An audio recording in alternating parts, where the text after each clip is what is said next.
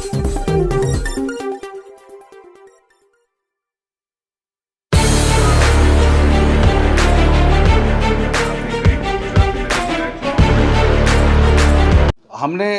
आपने देखा होगा जिस प्रकार निकाय चुनाव में इतनी धांधली हुई है, गड़बड़ियाँ हुई हैं, मतदाताओं को बिना सूचित किए, बिना जो एक सिस्टम होता है उसको फॉलो किए तमाम हज़ारों लोगों के वोट काटे गए हैं। तो जिन लोगों के भी वोट काटे गए हैं उन लोगों के पास अब हम जाकर हमने जो कार्यक्रम अब शुरू किया है, मेरा वोट मेरा अधिकार, इसके अंतर्गत एक हेल्पलाइन नंबर, एक ईमेल जारी किया है और हमारे कांग्रेस के समस्त कार्यकर्ता उनके पास जाकर एक आरटीआई के माध्यम से सूचना भी लेंगे कि किन प्रावधानों के चलते उनका वोट काटा गया है और किसके आवेदन पर उनका वोट काटा गया है, ताकि जो बीजेपी ने एक षड्यंत्र बनाया है वोटों के ध्रुवीकरण करने का, वोटों का जो काटने का इन्होंने पूरी मशीनरी का दुरुपयोग किया है, उसके षड्यंत्र का हम पर्दाफाश करना चाहते हैं। अब हमारे पास जनता के पास जाने के अलावा कोई विकल्प नहीं है, क्योंकि तमाम ये मशीनरी का ऊपर से लेकर आपने लोकसभा चुनाव में देखा किस प्रकार से धांधलियाँ हुई हैं, आपने विधानसभा के महाराष्ट्र के चुनावों में देखा, हरियाणा के चुनावों में देखा, अब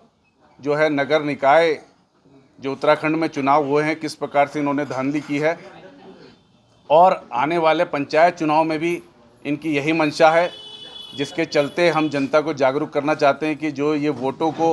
शिफ्ट करके फ्लोटिंग वोट का फ़ायदा उठाते हैं और चुनावों में षड्यंत्र के तहत जीतकर लोकतंत्र की हत्या कर रहे हैं और ये मैनिपुलेशन करते हैं वोटों का, तो हम जनता के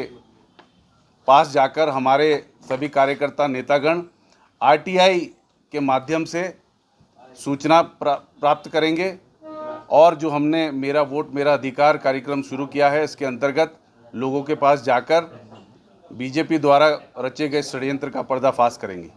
पंचायत चुनाव बहुत नज़दीक, परसों भी हम चुनाव अधिकारी से मिले देहरादून में और हमने उनसे ये अनुरोध किया है, उनको ज्ञापन दिया है कि जो भी वोट शिफ्ट हो रहे हैं यहाँ से, जैसे ग्रामीण क्षेत्रों से निकाय चुनाव में आपने देखा कि ग्रामीण क्षेत्रों के वोट यहाँ जोड़े गए थे, अब दोबारा वो साजिश रची जा रही है कि जो नगर निकाय के चुनाव समाप्त होने के बाद वो वोट ग्रामीण क्षेत्रों में जोड़े जा रहे हैं। तो ऐसे वोटों को तत्काल जो है निरस्त किया जाए, ऐसे मतदाता सूची चिन्हित कर और इस पर एक प्रावधान किया जाए कि इनके खिलाफ एक कार्रवाई हो, जिससे कि जो वोट इधर से उधर जो फ्लोटिंग वोट जो जा रहे हैं वो रुकें और लोकतंत्र बच सके। उसके लिए कई सारे प्रावधान हैं, पर अब आप सैया भाई कोतवाल तो डर काहेगा। जो बीजेपी के लोग हैं, बीजेपी का पूरा इकोसिस्टम है, वो सरकारी मशीनरी का दुरुपयोग करके अपने तरीके से उन वोटों को जोड़ रहा है और जहां ज़रूरत पड़ रही है उन वोटों को काट रहा है, जहां उसे दिख रहा है कि कांग्रेस के वोटर ज़्यादा हैं, माइनॉरिटीज़ के वोटर हैं, दबे कुचले शोषित वर्ग जहां पर है उनको काट रहा है, और जहां उन्हें लग रहा है कि हमारे ये वोटर हैं और जो उन्होंने प्लांट करके बनाए हैं उन वोटों को वो जोड़ने का कार्य कर रहे हैं। और इसको लेकर हम निर्वाचन आयोग के पास जा रहे हैं और आगे भी हम शिकायत करते रहेंगे। वो एक दूसरा प्रश्न है आपका, दूसरा पहलू है। अभी जो आप देख रहे हैं किस प्रकार से जो लोकतंत्र की हत्या हो रही है, अब उसमें तो आपको नहीं पसंद तो आप हरा दीजिए चुनाव, आप लड़िए 10 जगह से, तो आपको संविधान अधिकार देता है, आपको अधिकार देता है कि लोकसभा का भी चुनाव लड़िए, आप विधानसभा का भी लड़िए, पार्षद का भी लड़िए, मेयर का भी लड़िए, आपको नहीं पसंद हो तो हरा दीजिए।